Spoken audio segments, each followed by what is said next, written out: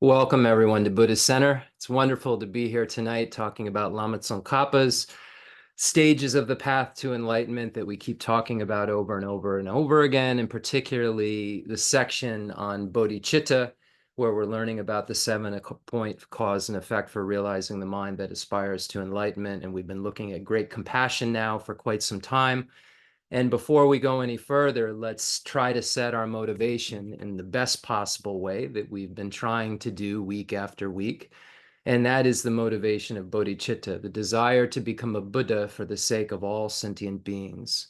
Let's just take a moment and try and saturate our minds with this idea of trying to work for every single sentient being in the universe, trying to figure out how we can help each and every one of them. And when we come to the conclusion that we find out in the practices that lead up to bodhicitta, we will know that the only way that we can do that is to become a Buddha.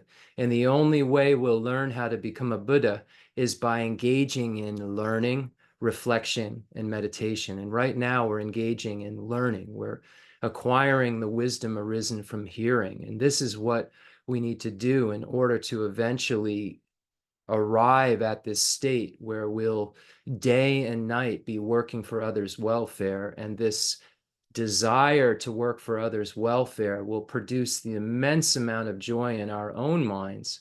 And unfortunately, until we analyze this topic enough called bodhicitta, we currently think that the self-cherishing attitude is the way to get everything that we want and experience the highest amount of joy possible. And what the Buddha came to teach us is that is the way to experience the least amount of happiness possible. And the highest amount of happiness possible is by learning how to cherish others more than oneself. And the highest level of that is what a Buddha does. The highest level of that is bodhicitta, this desire to achieve the highest goal possible for the sake of every single sentient being in the universe. So we're learning exactly how to do that.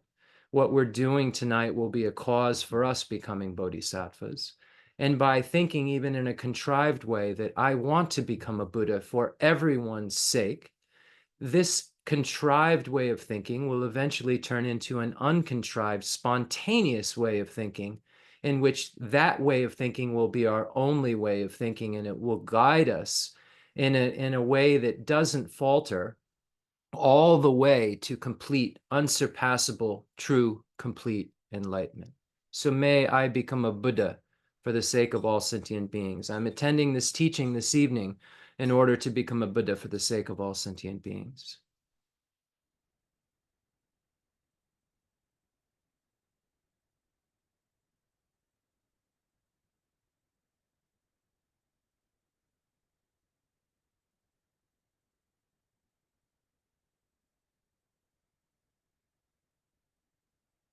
And with this magnificent motivation, saying, I want to become a Buddha for the sake of all sentient beings, and recognizing that yourself, all sentient beings, and the wish to become a Buddha for the sake of all of them, these three things are all empty of intrinsic existence.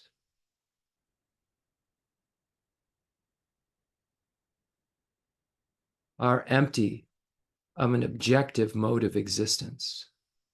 All these three spheres are empty of existing right within the object, intrinsically, by way of their own character established. All these three spheres lack the nature, lack the mode of existence that we cling to that keeps us in samsara. The mode of existence that we cling to is called inherent existence, but that mode of existence doesn't exist. And us believing in something that doesn't exist causes us to dwell in cyclic existence. So all the practices that we do, we should try to mix them with this idea that the action, agent, and object are empty of intrinsic existence. The sentient beings that I want to work for the benefit for are empty of intrinsic existence. The Buddhahood that I wish to achieve is empty of intrinsic existence. The thought that I'm having May I become a Buddha for the sake of all sentient beings is empty of intrinsic existence. I am empty of intrinsic existence. The mind, which is the creator of all of these conceptions, all of these elaborations, is empty of intrinsic existence. All of these conceptions are empty of intrinsic existence. Yet conventionally, they operate fully in harmony with the way that we see things operate. Virtue causes happiness, non-virtue causes suffering. And until we can understand that the mode of existence of emptiness of inherent existence and the conventional existence of causes producing results have a harmony, until we can understand that, we haven't realized what Buddha Shakyamuni came to teach us about dependent origination at its subtlest level. So let's try to begin with this motivation combined with the atomic bomb of emptiness that is the power to destroy all of our afflictions, all of the gross afflictions of attachment and hatred and gross ignorances and the pride and jealousy and all of these things that disturb our minds so much. They're all coming from one root thing, and that's grasping at a mode of existence that doesn't exist. And from that platform, we grasp at qualities of things.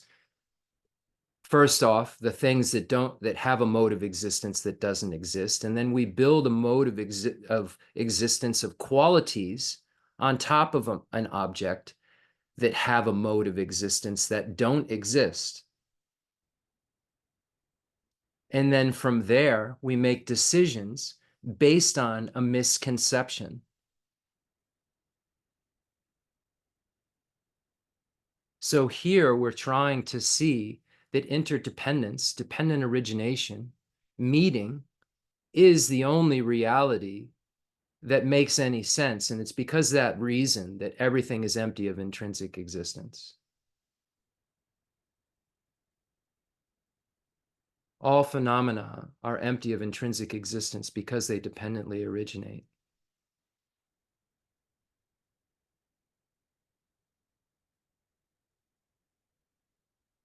All phenomena are empty of having a mode of existence of how they appear. Their mode of existence is emptiness of objective existence, yet they appear to be objectively existent, intrinsically existent. But that appearance that's wrong does not nullify the fact that things operate and cause and effect works, and that virtue causes happiness and non-virtue causes suffering. And that generating the mind that aspires to enlightenment for the sake of all sentient beings makes sense, because that's how you become a Buddha. How you become a Buddha that is empty of intrinsic existence. Buddha exists. The self exists. Buddha doesn't think he or she is me. When I become a Buddha, I won't think I'm you.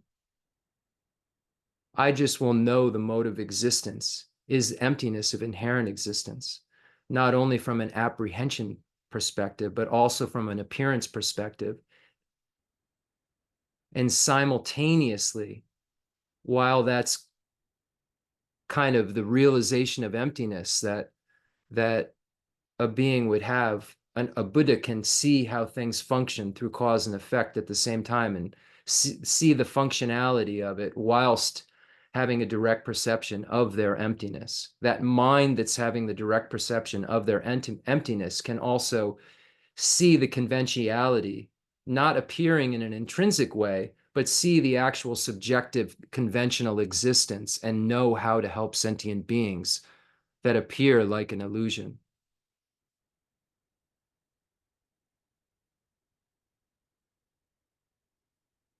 May I become a Buddha for the sake of all sentient beings. I am empty of intrinsic existence. This thought is empty of intrinsic existence. All sentient beings are empty of intrinsic existence. Yet this thought exists. I exist. Bodhicitta exists. Sentient beings exist.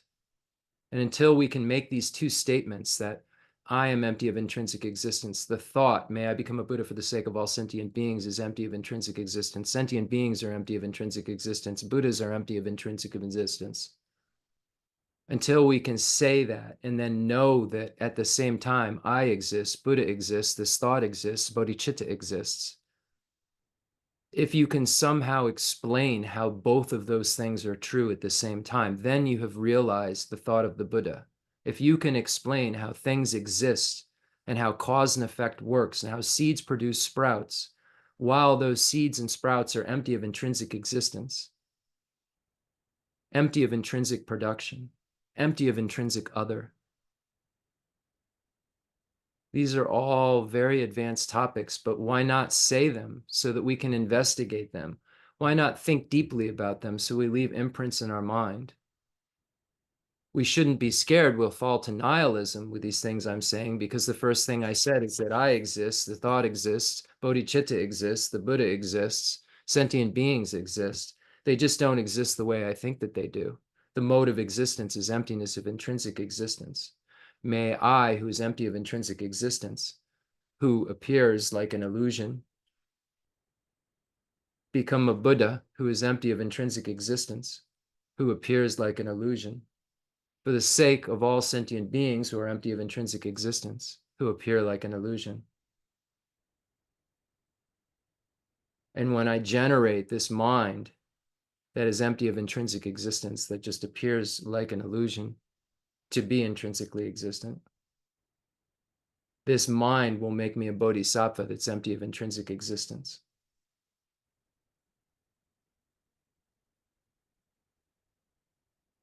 And me being a bodhisattva, once I generate this mind, and being a bodhisattva that's empty of intrinsic existence,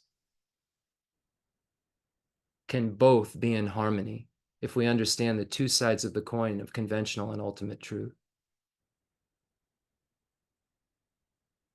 So now, springing from this idea of dependent origination, that things are all come into being through dependent origination, through the three levels of dependent origination, results depending on causes, and wholes depending on parts, and dependence upon mere imputation.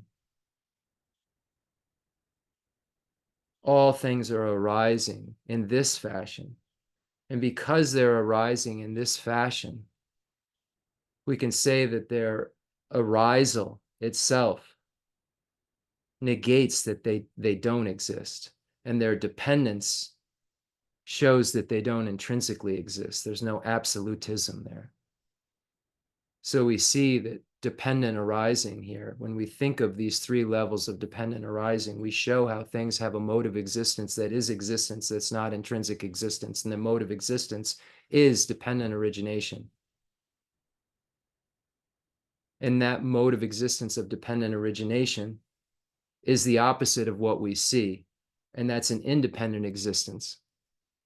That's an operation that's going on around us, all from the side of the object, and we're an operator from the side of our object that intrinsically exists without any kind of dependence or any sort of subjective imputation. So here we are, engaged in a fantasy, and it sounds like what I'm saying is a fantasy, that things don't intrinsically exist, they're merely imputed in dependence upon a collection that serves as a basis of designation. But actually, the way that we're adhering to phenomena, the way that we believe things exist, is actually the wrong perception, is actually not in alignment with the truth.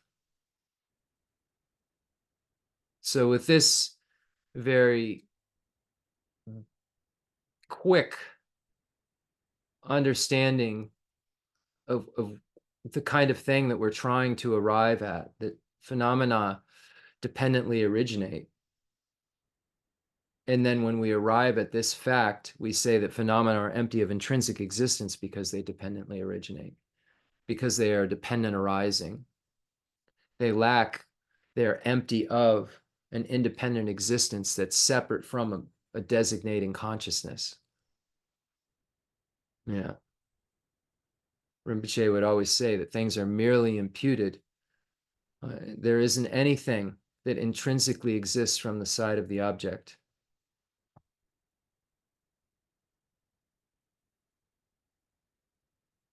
There's no intrinsic establishment. There's no inherent establishment. There's no establishment by way of the object's own character. Things are merely imputed in dependence upon a collection that serves as a basis of designation. Conceptual designation. Ignorance is conceptual. It doesn't mean if you stop thinking, you won't be ignorant. There's conceptuality isn't the kind of conceptuality you normally think about.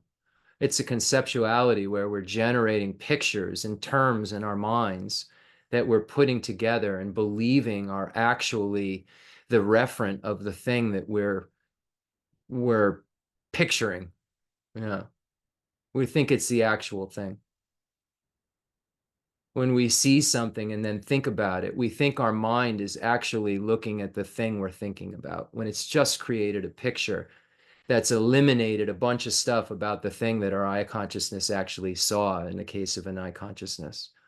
And then we operate from a picture, a conceptual generic image, meaning or sound generality mix. Yeah.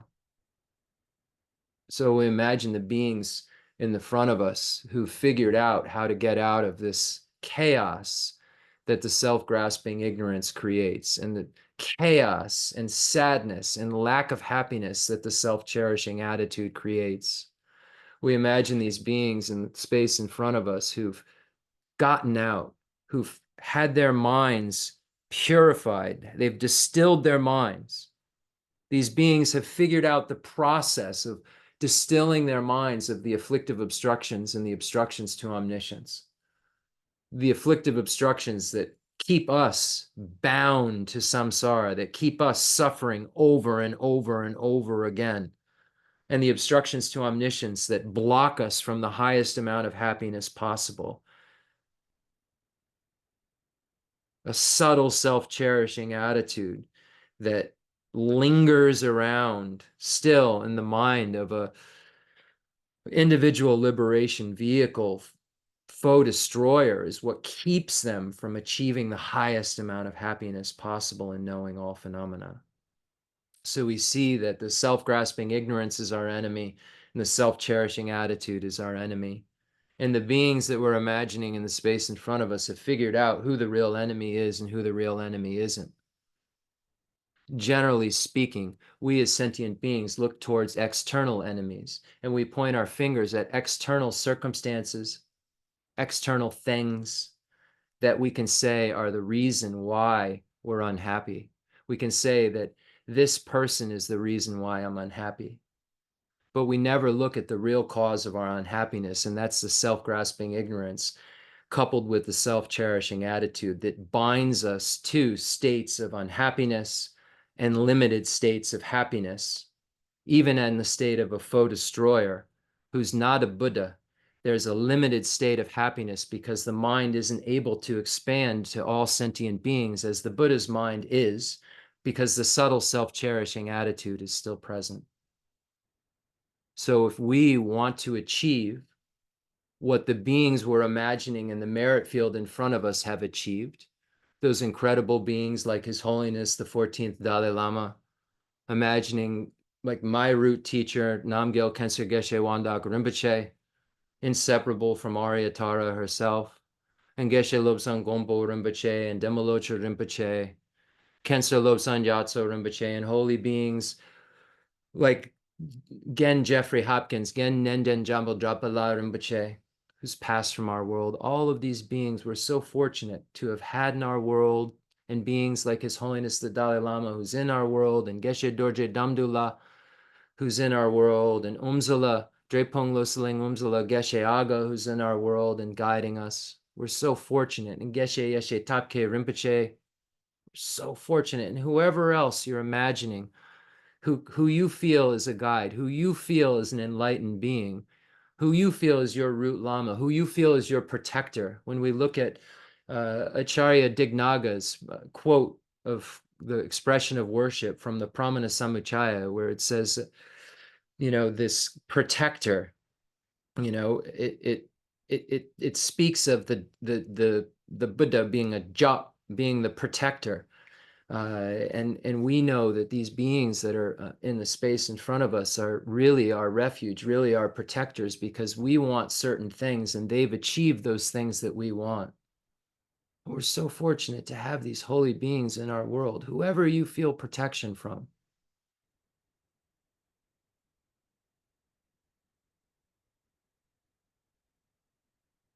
The one who transformed into the reliable guide, motivated by altruism to benefit sentient beings, the teacher, Sugata, and protector, to you I make prostrations. That's Sema Drupa Drola Penche Ba, Dompa, Deshe, Jola, Shatse Lo. So we see here, any being you consider your protector, any being who you consider a reliable guide, who's transformed themselves, who've changed their own minds. Imagine those beings in the space in front of you, because they're our role models. They show us that this is possible. They show us that we can semar jurpa, we can transform into a reliable guide, a valid guide, someone who has the best valid cognition. The Buddha is the most reliable guide because the Buddha simultaneously understands the conventional and ultimate truth.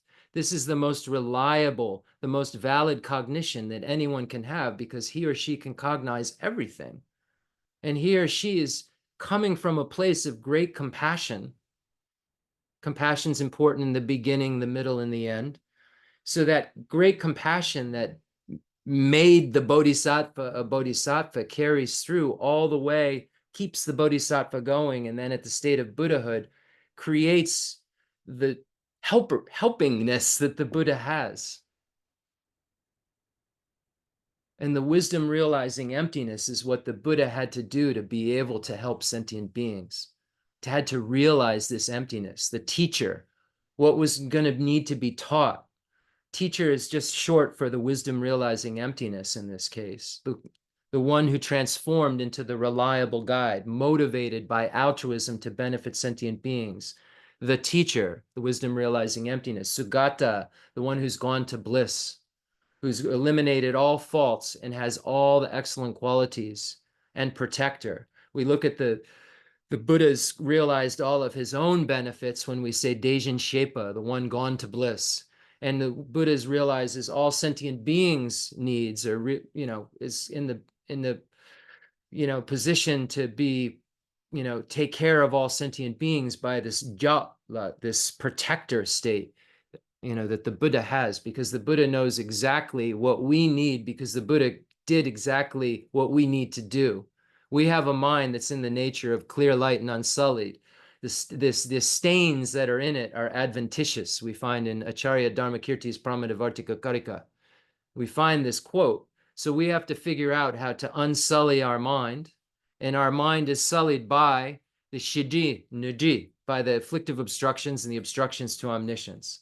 So we have to figure out how to distill or remove these obstructions from our mind, because our mind is not in the nature of those obstructions. And these Buddhas that we're imagining in the space in front of us, they've figured out how to distill their mind, how to make their mind be able to expand to all sentient beings, be able to expand to all phenomena, be able to enjoy the mind of the Dharmakaya and the natural Dharmakaya and the wisdom Dharmakaya, and then send bodies out with the enjoyment bodies and emanation bodies to help all sentient beings.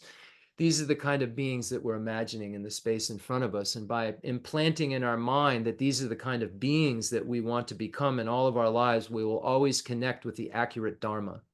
So it's important that when we do our practice, that we take the time to imagine the merit field to the best of our ability to receive the blessings from the lineage. Imagine the beings from the extensive deeds lineage, the profound view lineage, the lineage of blessings, all, you can figure the old Kadampa lineages, all the four amazing lineages of Tibetan Buddhism. And then there's even more if we add on Putong and Jonang, then Nima, Sacha, Kaju, Gulu, then also Jonang and Putong. There's one or two other ones. You'd have to ask someone who knows more about these things. Imagine that we have all these great beings, and we have in the tradition that we study, we have Lama Tsongkhapa and Kirtubje and Josepje and Basu Chuji Jetson and Jayan Sheba and Janja Rupi Dorji and Gonjo Jimbi Wampo and Panchen Sonan Drapo. We're so fortunate to have these beings in our world. And Jayan Gapi Lodru, the first textbook writer of Drepung Loseling. Yeah, wow. And all of the Panchen Lamas and all of the Dalai Lamas. Yeah. Any of these beings you can connect to and receive the blessings of. Highest Yoga Tantra, Performance Tantra, Action Tantra, 35 Buddhas, the protector deities, all of these beings. So important to try to connect with them, and also remember that you're empty of intrinsic existence. Your thinking about them is empty of intrinsic existence. Your mind that's actually projecting all of these things isn't empty of intrinsic existence. And the Buddhas and everything's empty of intrinsic existence. It's important to think about this, but know that everything exists conventionally. There's the two sides of the coin, that the merit field is empty of intrinsic existence and the merit field exists conventionally. Now imagine, you said at the beginning of this practice, may I become a Buddha for the sake of all sentient beings.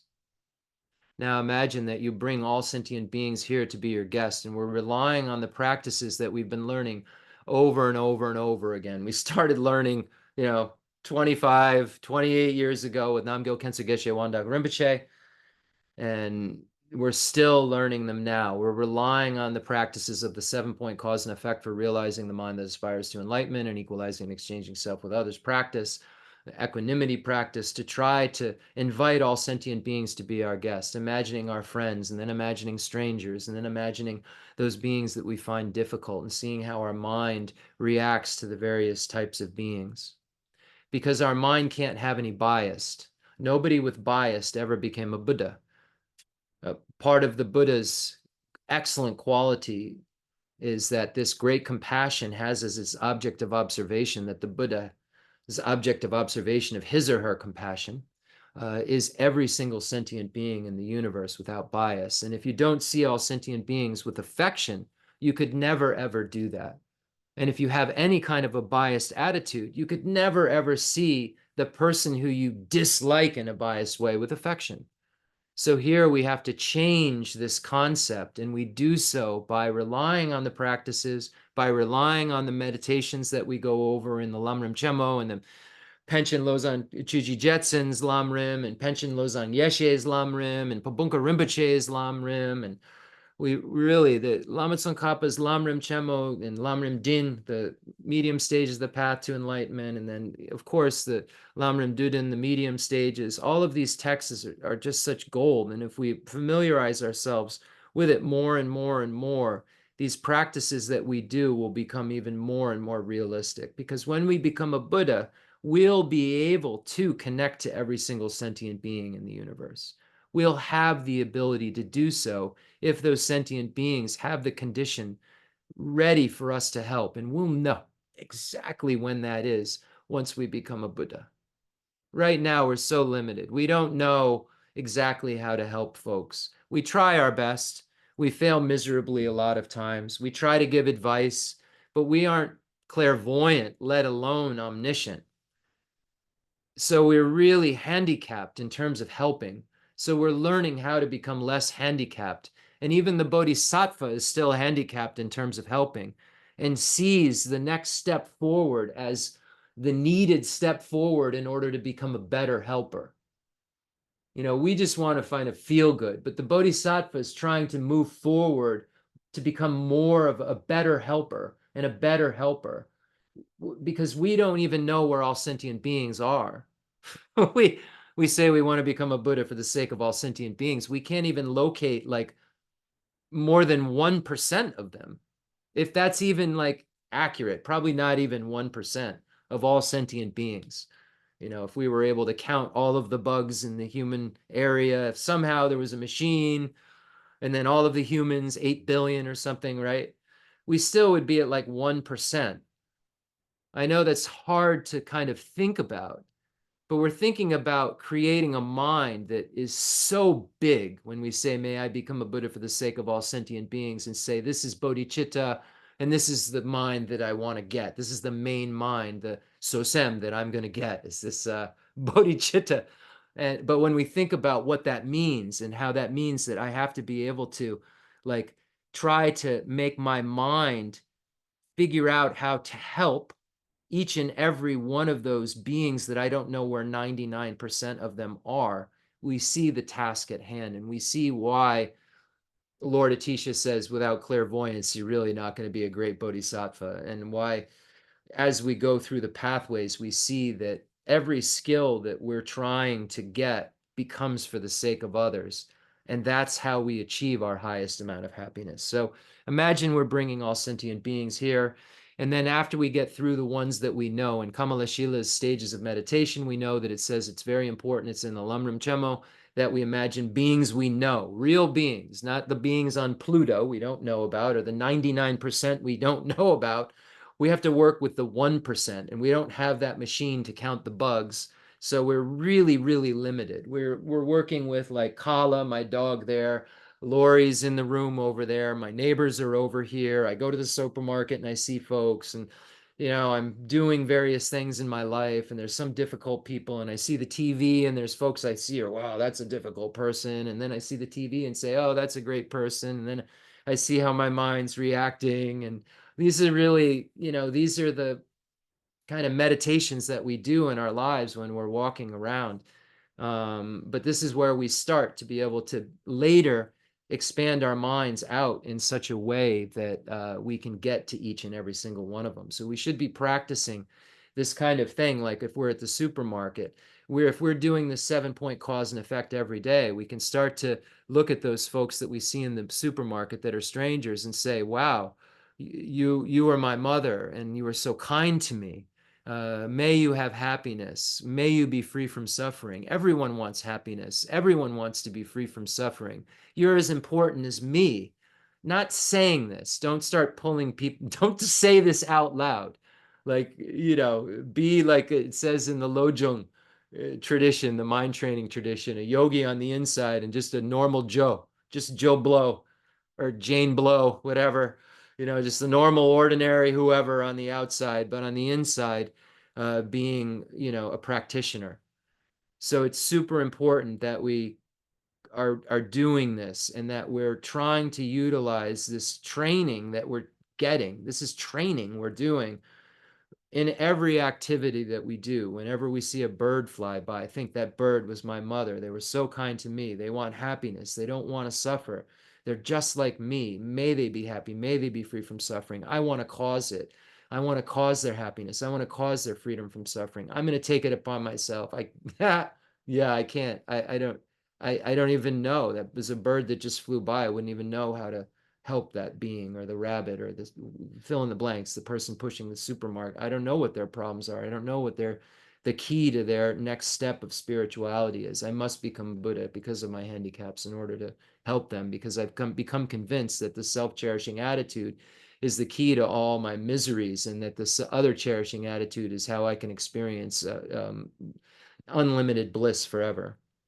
It's a pretty good deal. So imagine that after you think about the beings you actually have access to, then think about hell, hungry ghosts, 8 hot hells, 8 cold hells, surrounding hells, occasional hells, the hungry ghosts, the animals in the sea, animals in the earth, animals in the sky, imagining the humans, again, all the different varying types of humans, just imagining there's others like the ones that you do have access to that are filling in the rest of the human realm, and imagining the demigods who are, struggling with the gods and the gods realm, desire, form and formless realm, imagining that you're bringing every single sentient being in the universe here. And the bodhisattvas, once you really, really start to look at these teachings, you see that the bodhisattva path sees the abiding nirvana, the abiding nirvana of the hearer, a solitary realizer, kind of as a prison, as somewhere where there isn't a full accomplishment, where, wow, they still have those obstructions to omniscience. That stinks. So we're imagining even we're bringing those kind of beings here, so that we recognize that an abiding nirvana isn't for us. That, like when we did our meditation, on Thursday nights, we were thinking of bringing beings here who are in nirvana. That sounds crazy, Jeff. but we're trying to stamp in our minds that an abiding nirvana is a prison. This isn't where we want to go, and that these beings still haven't completed all of their own requirements, let alone for their own potential, let alone fulfilling all sentient beings' needs. Why? Because they haven't achieved the state of Dejin Shepa, so they haven't achieved all of their own needs. Dejin Shepa is the one gone to bliss, and they haven't achieved protector, which means they haven't achieved all sentient beings' needs. And the one who has is a Buddha. So imagine when we invite sentient beings here, we're even inviting 10th ground bodhisattvas. Maybe in the last, once they're in the Vajra equipose, I don't think there's much left to say, because the next moment is they're going to be a Buddha. But before that, they still might need to hear something or might need something. So really, make your mind expand as big as you possibly can. And now let's imagine that the space in front of us transforms into Rajagriha at Vulture Peak Mountain, imagining that Buddha is there. Buddha goes into the meditation as he or she is always in. It's a show, but Buddha's always meditating on ultimate truth and then can perceive all phenomena and conventional truth at the same time. It's a trick the Buddha does. So the Buddha's pretending, that he's not always in meditative equipoise, directly experience emptiness. So he does this. And then it says he blesses Shariputra and Venerable Shariputra and Lord Chenrezig's mind. So that means that he's simultaneously seeing emptiness and participating in conventional reality, and blesses their mind to speak about the definitive truth, talk about the ultimate truth, talk about the final mode of existence of reality. And the final mode of existence, as we, in a long way at the very beginning of this class, talked about, is emptiness of intrinsic existence. The ultimate truth is that things are empty of intrinsic existence. Emptiness is even empty of intrinsic existence. So the Buddha came at the second turning of the wheel of Dharma to teach this fact, to talk to us about, yes, I know at the first turning of the wheel of Dharma, I presented that the Four Noble Truths are actually truly existent. But here at the second turning of the wheel of Dharma, I'm going to speak to those practitioners who are more ready to hear the final mode of existence of all phenomena. And that final mode of existence is emptiness of intrinsic existence. The final mode of existence is emptiness of intrinsic existence, but that doesn't mean that things don't exist.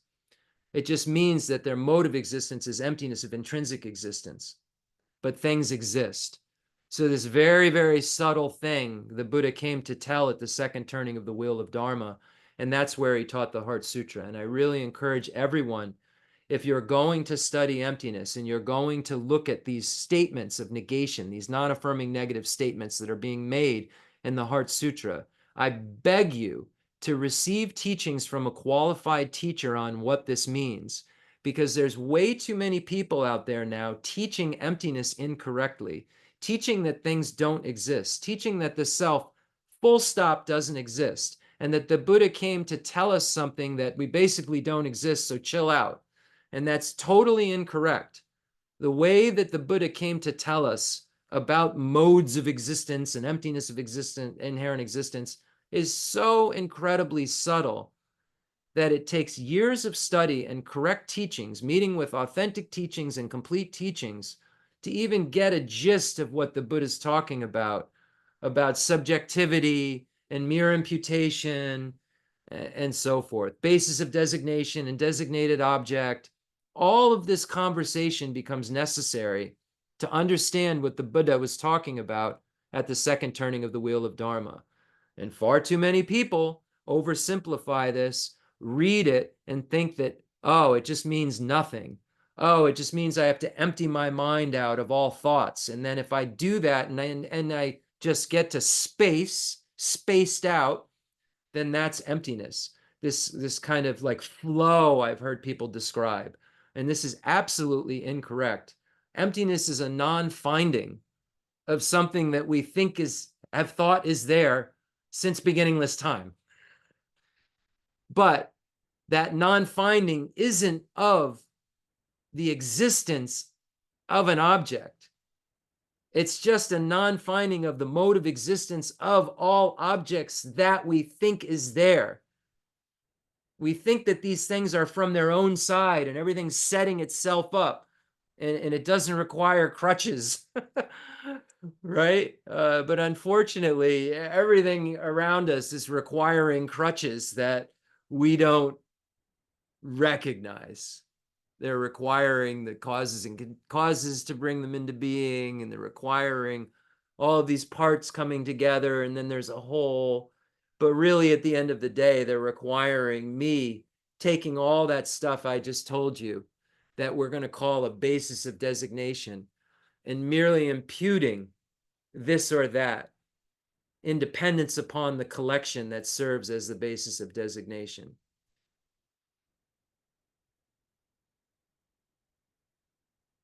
But that mere imputation for Madhyamaka Prasangika philosophy is enough if you can explain it like a razor to posit existence and not fall into nihilism, not say everything's imagination. Everything is not imagination. The mode of existence that we're incorrect about is imagination. That's superimposition. We superimpose a mode of existence that's not there. That's imagination. But everything isn't imagination because things conventionally exist. But what conventional existence means doesn't mean objective existence. But you only can recognize what the conventional existence, what the actual mode of existence of things is, after you've recognized the lack thereof, the mode of existence of the way that you think things are now. It's kind of weird. I could say, oh, things are just mere imputations and they exist subjectively. It's kind of like physics, but it's not. Be careful. I could say things like that. But really, I haven't realized emptiness, so I don't even know what subjective existence completely means other than what I've read about in a book. So I just urge all of you, if you're going to be studying and reading sutras, reading the 100,000 verse, 25, 20,000, 8,000, this sutra, going to rely on please study what that means. Please learn what a non-affirming negative is. Learn what an affirming negative is. Learn what a positive phenomena is. Learn what dependent means, arising means. Learn about pratyeka samupada. Learn about all of these things. Tat tat prabhya yadu panam no panam tat swavabhata. Learn about all of these things that Arya Nagarjuna and Acharya Chandrakirti so cleanly came to talk to us about.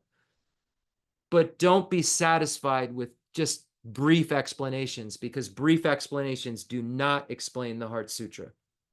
Okay, and then hidden within it, we find the 5 paths, the paths that a bodhisattva will go through, realizing emptiness, first conceptually, then directly, directly, a bunch of times, and then become a Buddha. Path of accumulation, preparation, seeing, meditation, and no more learning, kind of chunked within Teata Om Gate, path of accumulation, Gate, path of preparation, Paragate, path of seeing, Parasamgate, path of meditation, Bodhisoha, path of no more learning. Yeah, Solan, Jolang, Tonlam, Gonlam, Melulam. Yeah, you see this all in the Heart Sutra mantra. So we say, some say implicit teaching. I like hidden teaching because this is definitive, a definitive teaching that's teaching the ultimate. The Sutra of the Heart of Transcendent Knowledge. Thus have I heard once the Blessed One was dwelling in Rajagriha at Vulture Peak Mountain, together with a great gathering of the Sangha, monks and a great gathering of the Sangha Bodhisattvas. At that time, the Blessed One entered the Samadhi that expresses the Dharma called profound illumination. At the same time, noble Avalokiteshvara, the Bodhisattva Mahasattva, while practicing the profound Prajnaparamita, saw in this way. He saw the 5 skandhas to be empty of nature. Then, through the power of the Buddha, Venerable Shariputra said to noble Avalokiteshvara, the Bodhisattva Mahasattva, how should a son or a daughter of noble family train who wishes to practice the profound Prajnaparamita? Addressed in this way, noble Avalokiteshvara, the Bodhisattva Mahasattva, said to Venerable Shariputra, O Shariputra, a son or daughter of noble family who wishes to practice the profound Prajnaparamita should see in this way. Seeing the 5 skandhas to be empty of nature, form is emptiness. Emptiness also is form. Emptiness is no other than form. Form is no other than emptiness. In the same way, feeling, perception, formation, and consciousness are emptiness.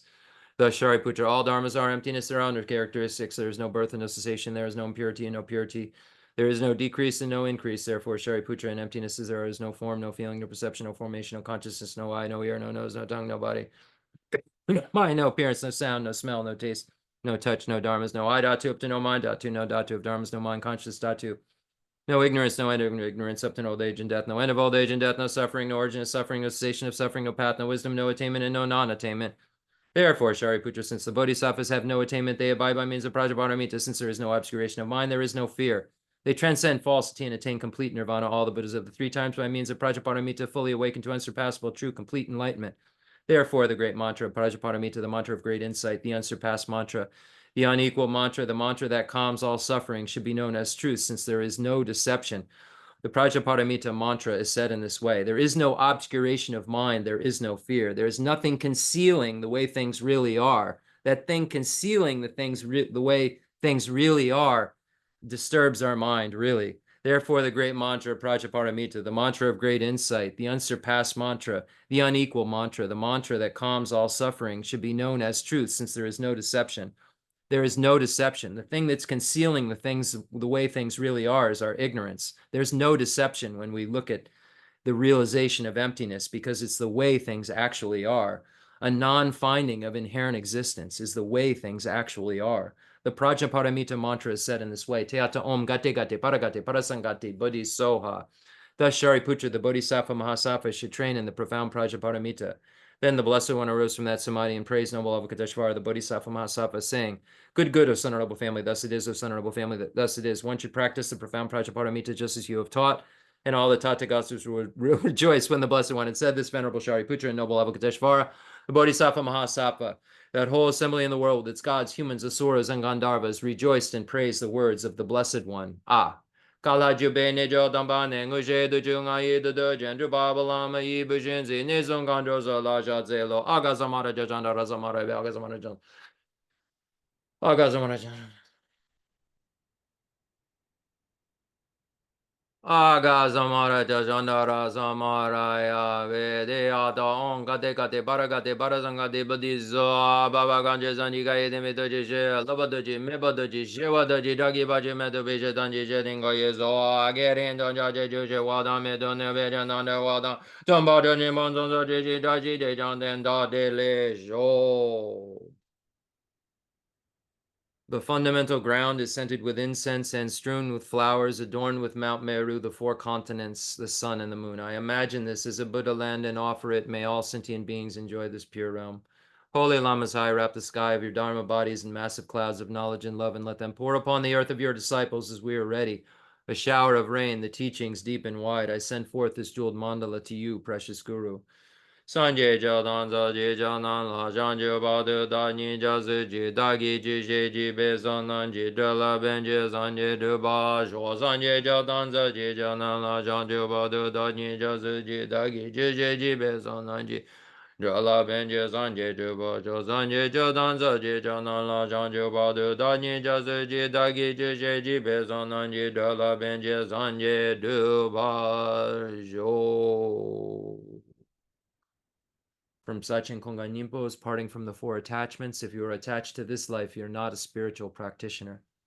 If you're attached to samsara, you have no renunciation. If you are attached to your own self-interest, you have no bodhicitta. If there is grasping, you do not have the view.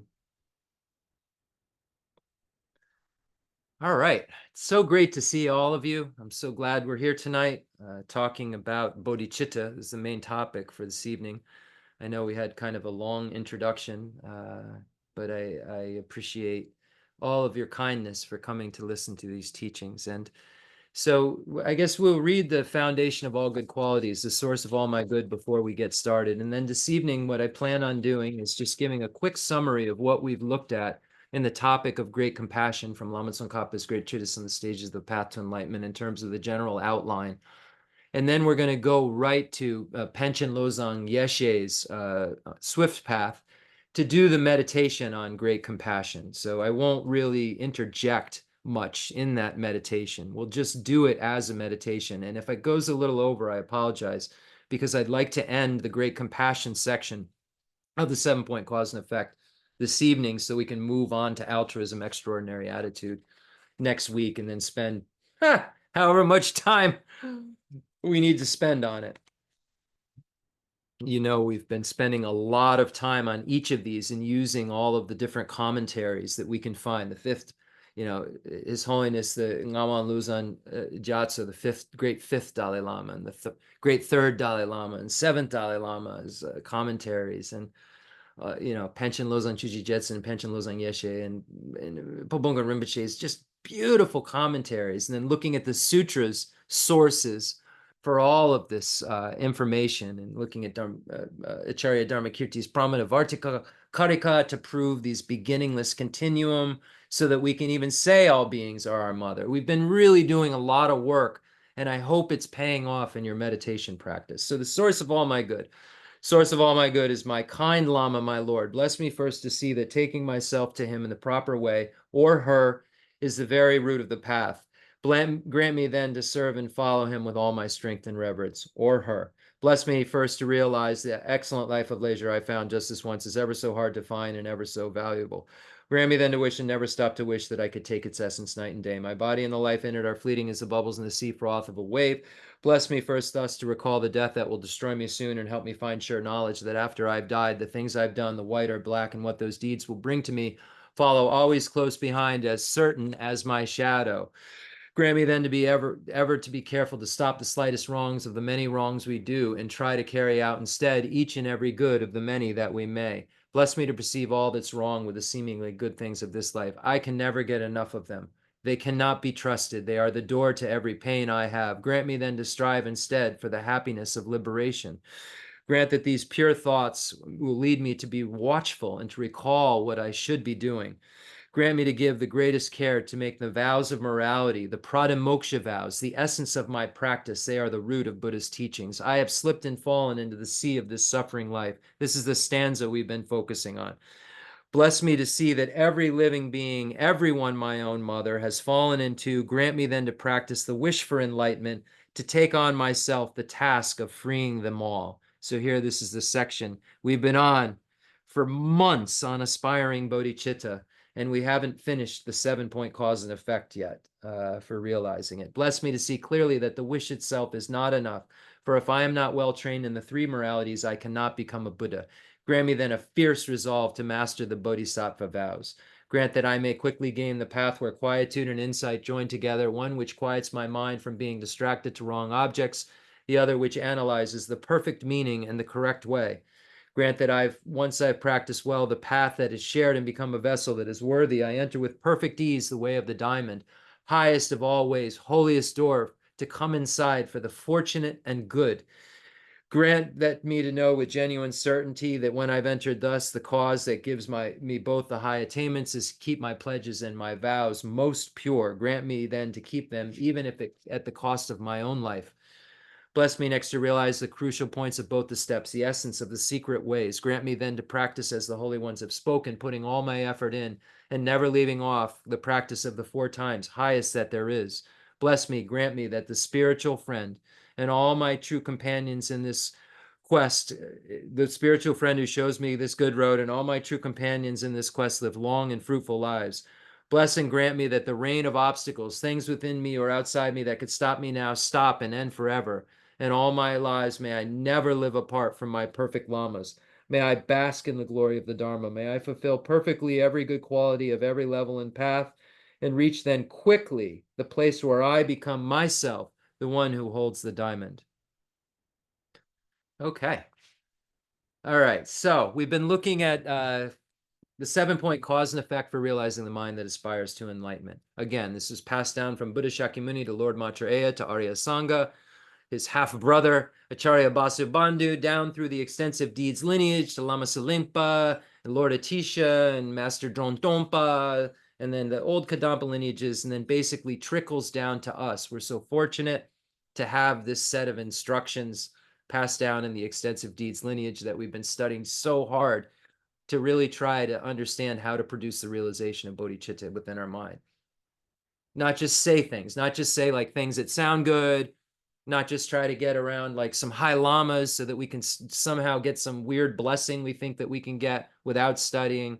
No, what we're trying to do here is learn how to actually make our minds start to think like these texts talk. And then Of course, we need these high lamas who can give us the instructions to learn how we can make our minds discover these thoughts. But it's in dependence upon the wisdom arisen from hearing, contemplation, and meditation that we achieve freedom from suffering and infinite happiness. It's not in dependence upon receiving an external blessing. We're so used to thinking external things, external factors are what will make us happy. If I could just cover the whole world with leather and be soft enough to walk on, that's how idiotic Bodhisattva Shantideva says we actually are. And we do the same thing with our practices, where we think that these high lamas do the practice for us. Or if we receive a blessing, or if we know a monastic, then we don't have to do the practice. This is just fooling ourselves if this is what we think the Buddha came to tell us. If we think the Buddha came to tell us that, hey, you don't discover these things, someone else does, and then you just like bow down to them. The Buddha was not a caste guy. The Buddha broke the caste system. The Buddha said everybody has Buddha nature. Everybody has the potential to remove the afflictive obstructions, the obstructions to omniscience. If you don't start doing the work now, when? According to Acharya Aryadeva, in the 400 verses, most humans, yeah, right? So humans, for the most part, are involved in ignoble, bad things. So most ordinary people go to the lower realms. What will we do there about this bodhicitta? What are you doing about your bodhicitta, Kala? Kala, please recite one Om Mani Padme Hum. Kala is my dog who's sitting right there. Kala, recite one Om Mani Padme Hum. Nothing.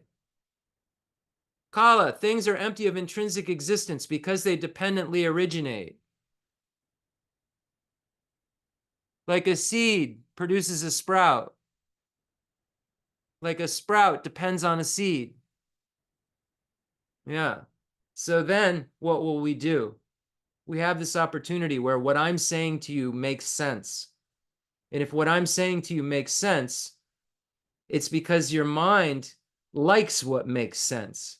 That's the thing that Acharya Dharmakirti says that we're psyched about, is that our mind feels better when things make sense.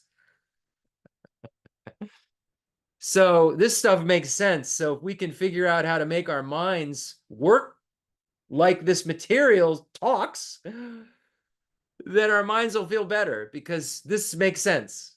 And the way that we ordinarily go about things doesn't make sense. So we've been studying this incredible lineage passed down from Buddha to Lord Maitreya to Arya Sangha. And we've looked at the first precept of equanimity and then the actual beginning of the steps. There's 6 causes in the main body. There's the precept of equanimity. We've gone over this exhaustively, so I won't do that to you this evening. But I don't think that we can hear this stuff enough. Precept of equanimity, 6 causes, 1 result. 6 causes we've gone over now. We're on number 5, great compassion. So we've looked at recognizing sentient beings are our mother, remembering their kindness, and wishing to repay their kindness. And this hopefully has gotten us to generate affection for all of these beings. I'm trying to prove I'm not a robot on one of these applications. Hold on. I'm really not. This is causing us to, want to be intent on working for others' welfare, because we then see these beings as beings that are lovable, that we have affection for. And then you go from this, oh, these are beings I'm attracted to this love through the force of attraction that we talked about. May beings have happiness and the causes of happiness. And now we looked at, may they be free from suffering and the causes of suffering. And we know that the object of our great compassion is sentient beings who are enduring among the 3 types of suffering. We look at the Lamrim Chema, we know there's 8 sufferings, 6 sufferings, 3 sufferings, general sufferings, specific sufferings. And then even in the, the Arya Sanghas, Bodhisattva Bhumis, there's 110 sufferings. So we can look into that. And sentient beings like us are enduring among those types of suffering. So our object of observation for compassion. Renunciation, our object of observation is ourselves and wanting ourselves to be free from the suffering. Compassion has as its object of observation the thing that we found out about ourselves and we want to be free. We turn it towards others and see they have that same stuff and we want them to be free, just like we want to be free. Those beings are experiencing among those types of suffering. And our subjective aspect is how nice it would be if they be free from suffering and the causes of suffering. May they be free from suffering and the causes of suffering. I will cause them to be free from suffering and the causes of suffering. So we decided that that is where we land. This is the kind of thinking, this is the object, the object of our mind, and the subjective aspect. So the object is the sentient beings, the object of observation of our great compassion, if we want to be technical, and then the actual subjective intention or motivation is to want them to be free from suffering and then eventually be a cause for that freedom. So let's do the meditation found in Panchen Losang Yeshe's Swift Path. It's an amazing meditation. You find a lot of what's in it in Pabonka Rinpoche's Liberation in the Palm of Your Hand, which we already read, but this puts it in a real specific meditation. So we're able to actually see how we could do our meditation at home and apply whatever really works for us. We can be creative with bodhicitta. As Geshe Dorji Damdul says, do not get creative with emptiness, but get creative until you really know what the Prasangika view is. Then you can play however you like.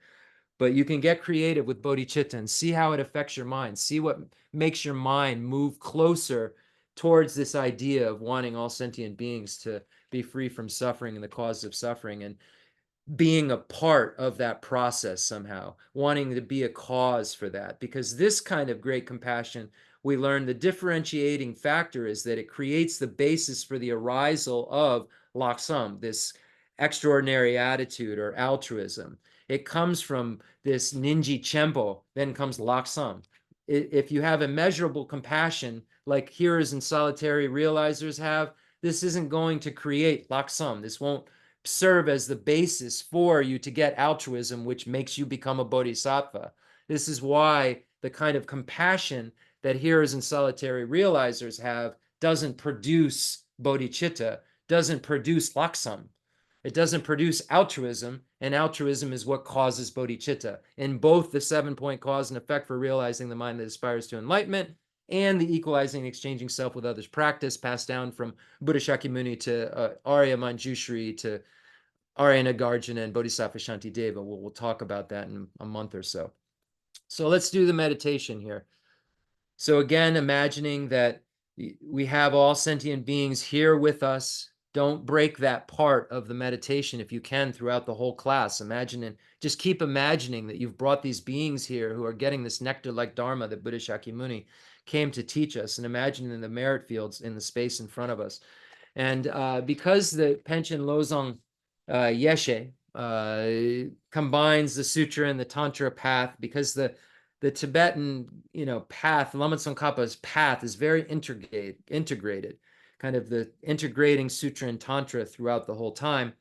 We'll see this right in the section that would apply to Lama Tsongkhapa's great treatise on the stage of the path to enlightenment, which is primarily about the sutra path. And in the section on the sutra path, there's a little bit about tantra at the end, but we see visualizations where we're visualizing kind of our teacher who's inseparable from our meditation deity above our crown. So I just wanted to let you know, you see kind of an uncommon kind of way of practice here within Panchen Losang Yeshe's tradition, the Panchen Lama's tradition, and 7th Dalai Lama's tradition. You find many, many meditation manuals like this. This is considered a meditation manual. Will integrate all the practices, because the folks that are doing these practices that are going to get to these books, actually make it to this information are going to be wanting to integrate it probably by then. All right, so I won't say much more than that. So it says the cultivation of compassion. Okay, so just take a few deep breaths, extending your belly out as you inhale and bringing your belly in as you exhale. Just kind of clearing out any kind of funky energy that you have going on. Ideally, you would, already be in a really grounded state, have done some kind of single pointed calming practice, checked your mind. If you look at the 6 preparations, it says, take a look at your mind after you make these offerings at the 3rd preparation and see if your mind's clear. Try to do something to clear out your mind, make sure it's clear. And this is something that you can do to just kind of just set up a basic grounding. You could even do 3 breaths, you could do 7 breaths, you could do 21 breaths. It's really good to set up a basic grounding so you're not all over the place. So you're starting from a really calm place so you can do this effectively and have it change your mind. It says, while meditating on the guru deity above your crown. So guru deity means that your lama in the tantric tradition is inseparable from the deity. One taste. And then you become inseparable eventually from the deity in one taste. But here it's saying, imagining that this Lama, so it'd be Khensur Geshe Wangdak on my crown, or His Holiness the Dalai Lama on your crown, inseparable from the meditation deity. So whatever deity you would be using, I don't want to get into too much detail. I'm not a tantric master. I don't teach tantra. I'm just reading and just trying to help my mind understand this a little bit, like how this kind of works. So we're using the support like the merit field. We can still do that, but we're really imagining this very firm, kind of confident image on our crown of our Lama who's inseparable from the deity. So Lama, Khensur Rinpoche, inseparable from Aryatara. His Holiness the Dalai Lama, inseparable from Avalokiteshvara, Lord Chenrezig, inseparable from Kalachakra, inseparable from Sri Guhya Samaja Haruka, inseparable, whatever it is that you do.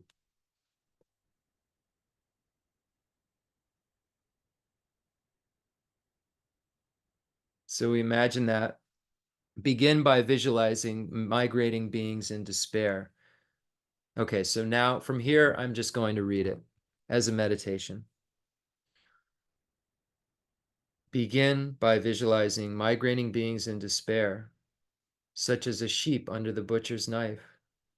Clearly visualize them in this aspect in front of you and reflect as follows.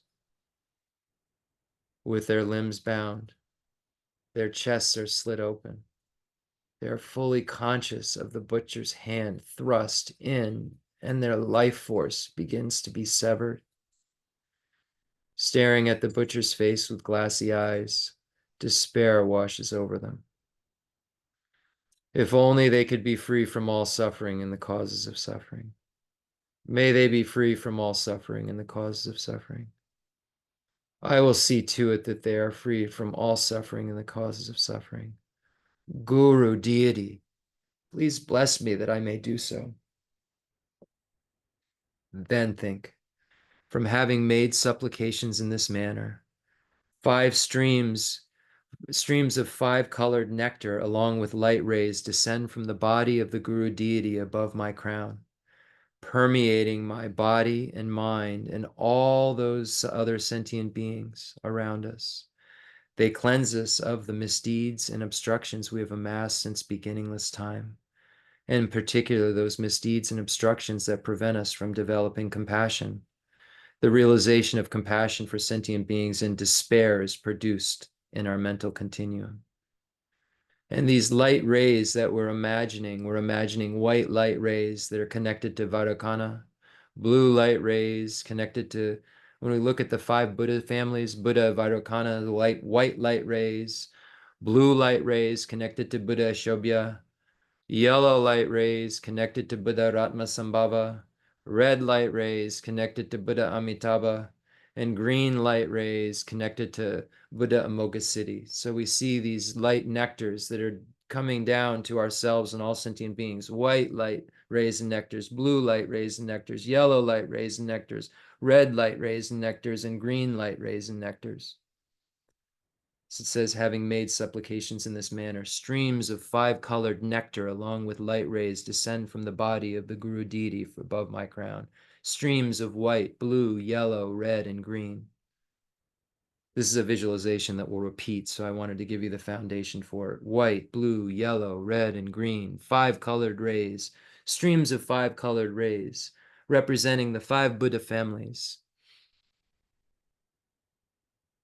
When you have elicited the experiential realization of compassion towards sentient beings in despair, clearly visualize before you those who carelessly use the Sangha's possessions, have corrupt ethics, abandon the Dharma, hold wrong views, harm sentient beings, and readily commit various misdeeds and non-virtues, and reflect as follows. By behaving in this way, they cannot experience happiness in this life. They will inevitably be reborn in the lower realms and immediately after death. Once born there, they will have to experience all manner of prolonged and intense sufferings. If only they could be freed from all suffering and the causes of suffering. May they be freed from all suffering and the causes of suffering. I will see to it that they are freed from all suffering and the causes of suffering. Guru Deity, please bless me that I can do this. And remember that each and every one of these sentient beings that we're visualizing, we've come to the conclusion of that they were our mothers. We remember their kindness, wish to repay their kindness, and have affection for them. So when we're imagining these beings who are engaging in negativities, we know that they took care of us when we were vulnerable, and they're just under the influence. They're drunk with the self-grasping ignorance and the self-cherishing attitude. So then we think to ourselves, from having made supplications in this manner, the supplications that may I be a cause for their freedom from suffering.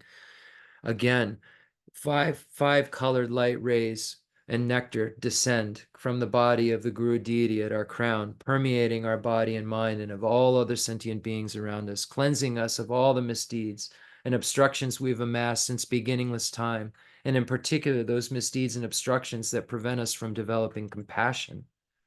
The special realization for compassion for evil-doing sentient beings is produced in our mental continuum. When you have elicited the experiential realization and compassion towards evil-doing sentient beings, clearly visualize in front of you kin, such as your mother, and reflect as follows. Toiling all her life, managing affairs of the livelihoods of friends and foes, she is tormented by the suffering and the suffering of change, and is deprived of even the slightest mental peace. Ensnared in negative actions, she has failed to produce any mind of virtue in this life. So it is inevitable that she will inevitably plummet into the lower realms upon death.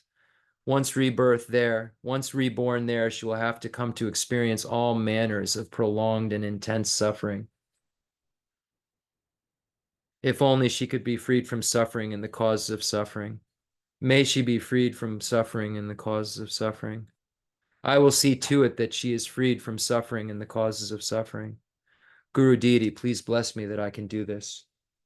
From having made supplications in this manner, streams of 5 colored nectar rays and 5 colored nectars along with light rays descend from the body of the Guru Deity above my crown, permeating my body and mind and all of those other sentient beings' bodies and minds. They cleanse all of us of our misdeeds and obstructions we've amassed since beginningless time, and in particular those misdeeds and obstructions that prevent the realization of great compassion. The special realization of great compassion for kin is produced in our mental continuum.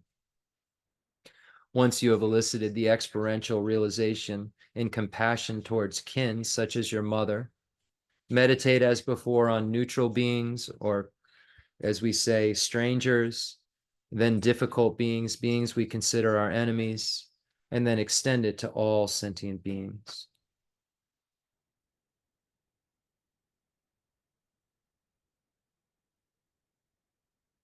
So this is the meditation just on this specific section of great compassion in Panchen Losang Chuji Jetsun's Swift Path. It's amazing. This translation is by Segi Ho.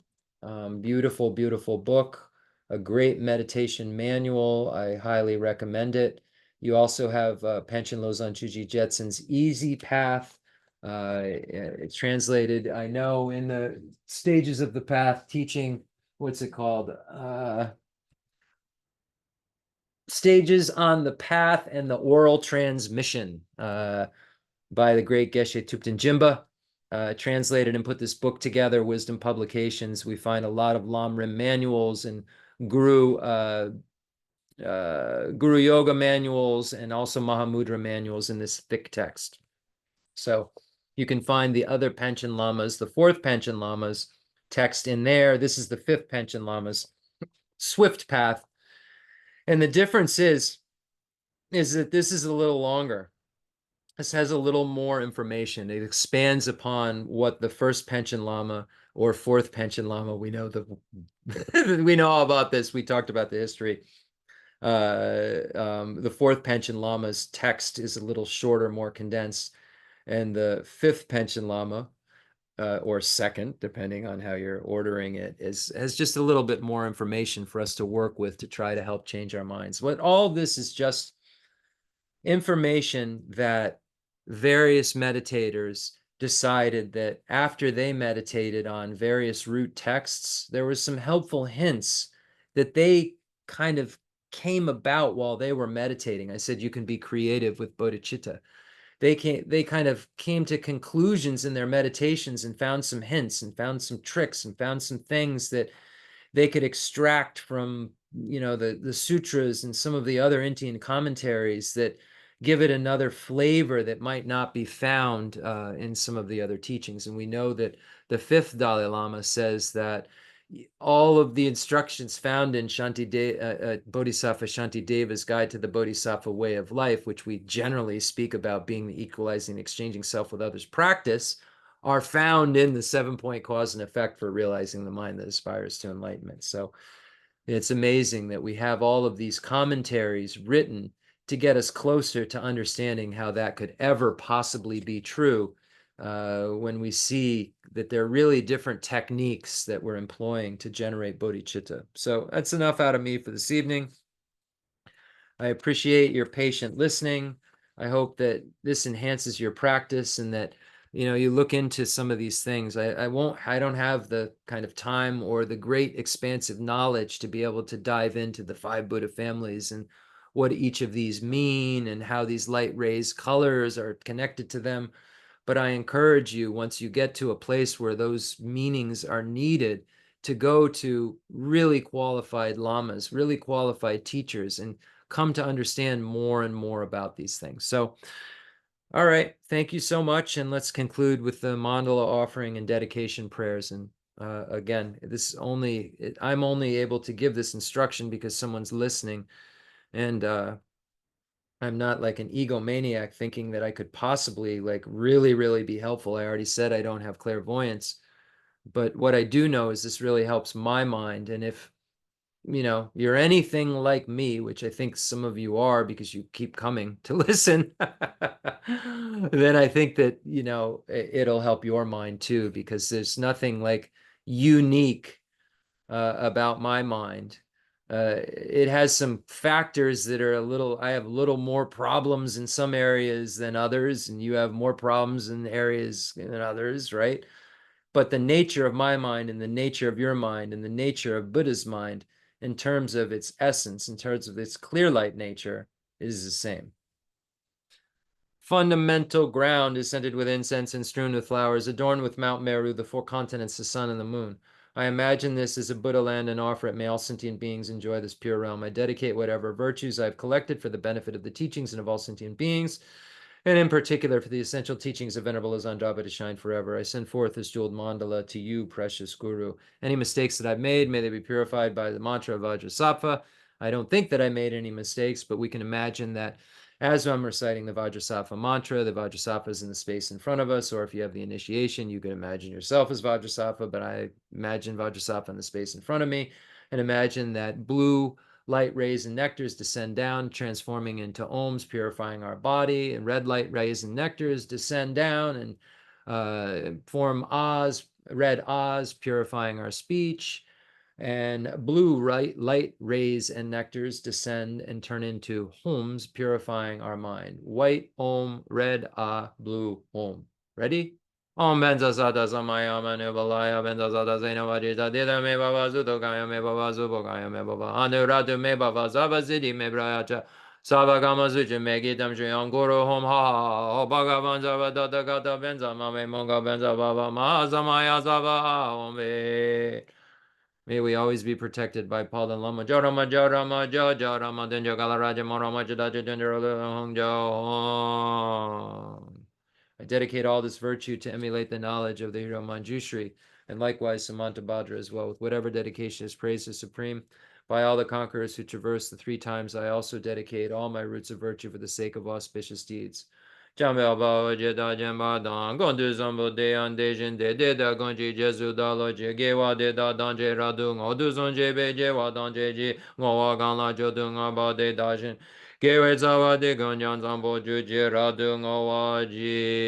supreme jewel bodhicitta that has not arisen arise and grow, and may that which has arisen not diminish but increase more and more.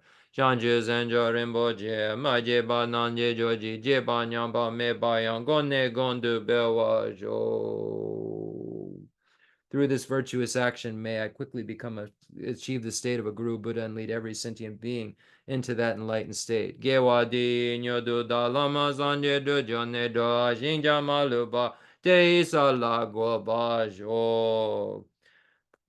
the heavenly realm of Tibet, surrounded by a chain of snow mountains, you are the source of all benefit and help for beings, all powerful. Chenrezi, Tenzin Gyatso, please remain until samsara's end.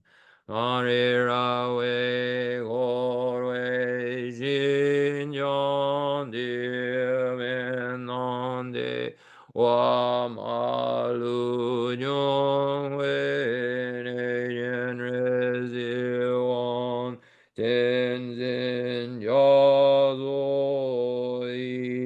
Jabe Side Badu Denyo.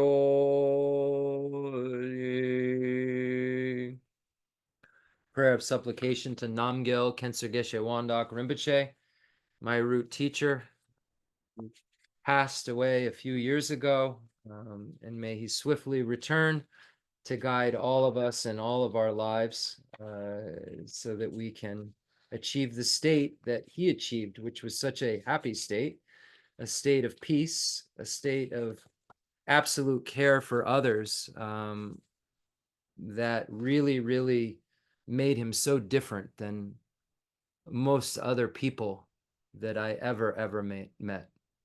His Holiness the Dalai Lama is also so special. And so many of these high lamas are so special, but when we compare them to 8 billion human beings, and we look at how many beings among those 8 billion are so special, wow, we're really fortunate to have had contact with the very few, and myself having had contact with many of the very few that we can say achieve this state that we want so badly. So badly. I do. A complex yogi poses as a simple monk. I wrote this for Rinpoche. Homage to Namgyal Khensur Geshe Wangdak Rinpoche, our precious spiritual friend who is inseparable from Aryatara. I fully prostrate, covering as many atoms of the earth as possible to your pure body, speech, mind, and enlightened activities. I offer to you drinking water, bathing water, flowers, incense, candles, scented water, food, and music purified by Om, Om, Om, Om, Om, Om. The rarity of having 1 million wish-fulfilling gems is a common occurrence compared to meeting with a holy teacher like you, who placed the complete path to Buddhahood in our childlike hands. Just like Lord Atishu, who came to Tibet with a lamp to dispel the darkness of ignorance, you, kind abbot, arrived in the West with a lineage purer than a diamond and begged us never to be satisfied with partial instructions. The teachings of the extensive deeds and profound view lineages flowed from your lips like nectar for our ears that elucidated the teachings for beings of 3 capacities. Now the sound has stopped. All composite things are impermanent. You told us that all of your teachers passed away and understood the sadness, entreating us to continue our studies. The Buddha does not wash the negativities of beings, nor does he remove their miseries by his hands. His spiritual realizations aren't transferred to them. It's by teaching the truth of suchness that beings are liberated. We're not prepared to take this difficult journey to the highness, goodness of Buddhahood without your continued guidance. The sadness in our hearts would be too overwhelming. May you swiftly return to this world.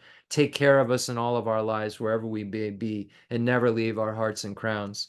May all sentient beings perfectly realize renunciation, bodhicitta, and the correct view of emptiness, so they know who you really are.